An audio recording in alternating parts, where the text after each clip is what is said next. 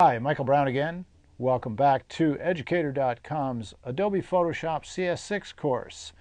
We're getting started here on Photoshop, and you may be just a little bit apprehensive, but I want to assure you that although I said this earlier, that Photoshop is a very large program with a lot of stuff, it's really fairly easy. And I have taken Photoshop and simplified it, and almost everything that you will be doing or can do in Photoshop can be organized down into 4 primary categories.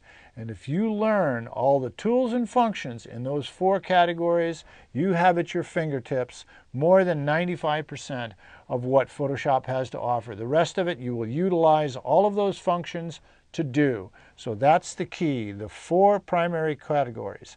Also, in this lesson, I'm going to go over some essential tools and the shortcuts. And I'd like to stress again that in an earlier lesson, I showed you the single key and 2 key shortcuts, and hopefully you took screenshots and printed those. If not, go back and find the lesson and do that. If you learn the single key shortcuts for the tools and the 2 key shortcuts, and I mean Command on a Mac, Control on a PC, plus a single letter, simple shortcuts, it will cut down your work time dramatically. The amount of time it takes me to go to the zoom tool and back to do something, that was about 1 second, maybe even a half second at best, and then go back again to go to another tool and back to the zoom tool and back and another tool. If you can knock that down completely and save a half a second a move, you multiply that out over hundreds and thousands of moves in a couple of 3 hours, you've saved yourself an enormous amount of time, and it also allows you to focus on what you're doing. I can't stress enough the importance of learning the shortcuts. All right, so let's get started.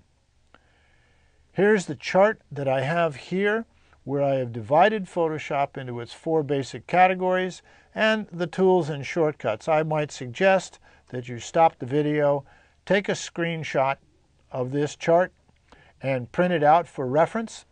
That way you can be aware of everything as we move along and how they relate to each other. So let's get started and talk about the basic categories in Photoshop. I've broken this down into the 4 categories: selections, corrections, retouching, and manipulation. Almost everything you do will involve one of these 4 categories or multiples. Selection, these are, by the way, in order of priority.